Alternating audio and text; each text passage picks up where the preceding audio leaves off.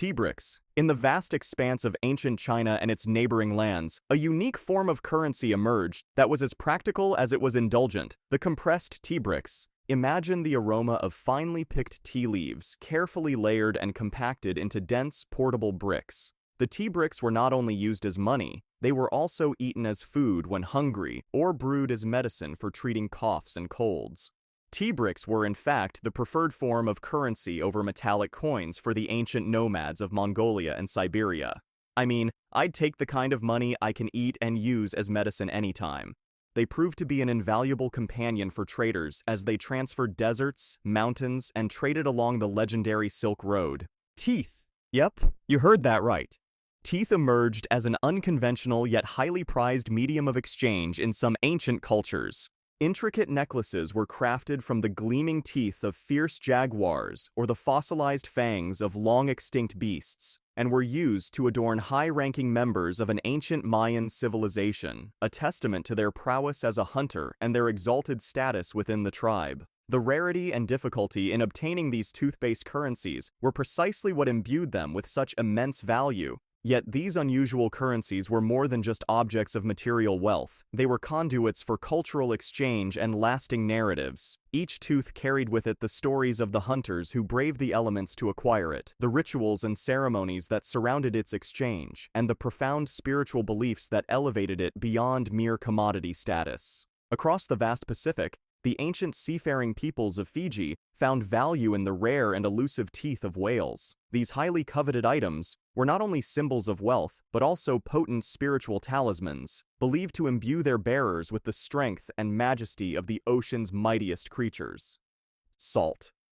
In ancient times, few commodities held as much value and significance as the common salt. The very notion of earning one's salt took on profound meaning, as the soldiers of ancient Rome were often paid in rations of this prized mineral, a salarium that gave rise to our modern word salary. From the grand Roman Empire to the vibrant trading cities dotting the ancient Silk Road, salt was coveted for its preservative properties and ability to enhance the flavor of even the most modest fare. It was a currency that sustained life itself. But salt was more than just a culinary necessity. It was a symbol of opulence and status. The wealthiest among ancient civilizations would flaunt their riches by adorning their tables with intricately carved salt cellars, each one a work of art unto itself. So, the next time you reach for the salt shaker, take a moment to appreciate it even more. The stater. Considered the world's first true standardized coin currency, the stater originated in the ancient Lydian kingdom of modern-day Turkey during the 7th century BCE. What set the stater apart was its composition. Each coin struck from electrum, a naturally occurring alloy of gold and silver. This distinct pale yellowish hue made the staters easily recognizable and gave them inherent monetary value.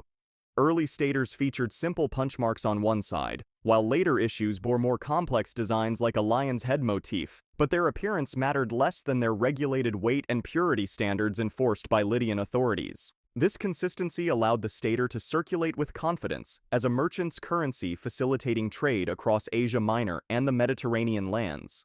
The daric.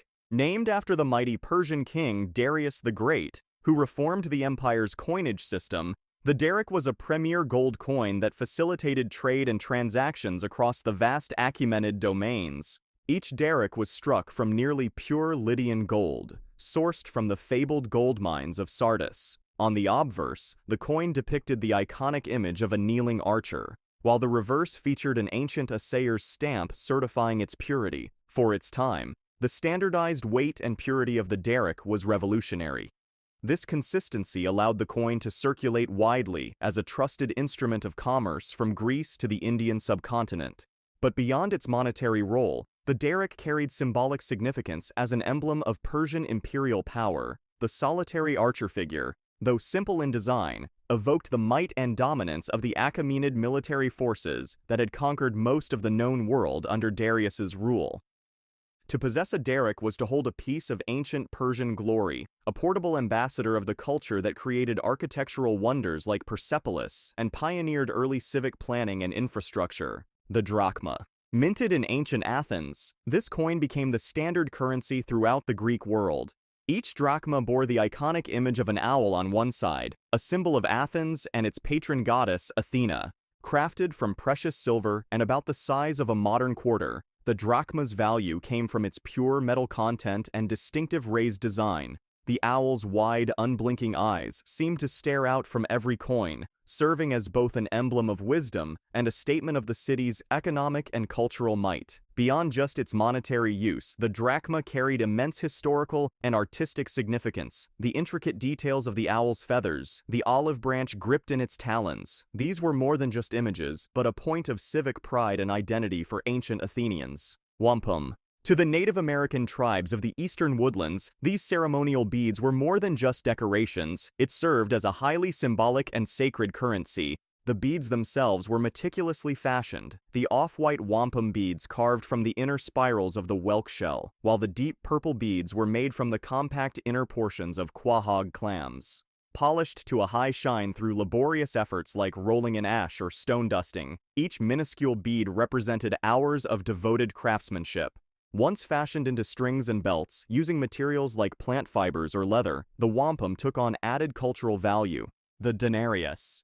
This coin, crafted from nearly pure silver, became the standard currency across the vast Roman Republic and Empire. Minted from 211 BCE to the 3rd century CE, the denarius facilitated everything from everyday transactions to paying the wages of Roman legions. Each denarius depicted the bust of a Roman ruler on one side, with various personifications and gods featured on the reverse. Cowrie shells. Cowrie shells found along the shores of the Indian and Pacific Oceans were one of the earliest and most widespread forms of currency in the ancient world. Durable, easy to carry, and relatively scarce, these tiny shells became a valued medium of exchange across vast expanses of ancient Africa and Asia. From everyday market transactions to symbols of wealth, the humble cowrie facilitated commerce and trade on an unprecedented scale. What made these shells so special? Well, their natural uniformity allowed them to be easily quantified and valued, while their oceanic origins lent an air of exoticism to those living inland. Cocoa beans. In the lush jungles of ancient Mesoamerica, an unexpected form of currency took root. The cocoa bean, prized not only for its rich, indulgent flavor, but also for its role as a medium of exchange.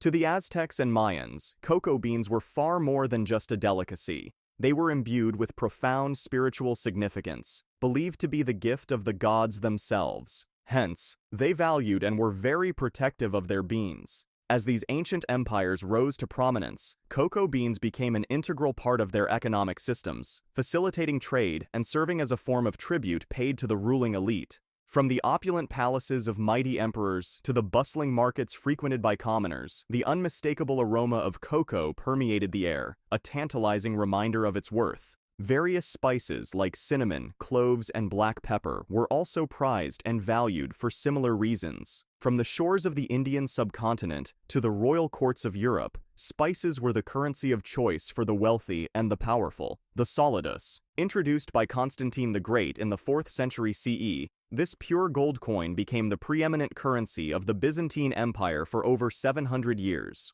Each solidus depicted the reigning Byzantine emperor on its obverse, while the reverse featured the image of the long-lasting imperial symbol, the Angel of Victory. These iconic designs projected Byzantine imperial authority and the empire's seemingly eternal legacy. Minted to an incredibly consistent weight of around 4.5 grams of pure gold, the reliable purity standards of the solidus allowed it to facilitate large transactions and act as a universally accepted trade currency across the Mediterranean world. The coin's very composition paid tribute to the eternal metallurgical mastery of the Byzantines, the same empire whose ingenious Greek fire made its warships nearly unstoppable at sea. I'll be making more videos like this one. Subscribe. Oh wait, hit the like button and click on the bell icon.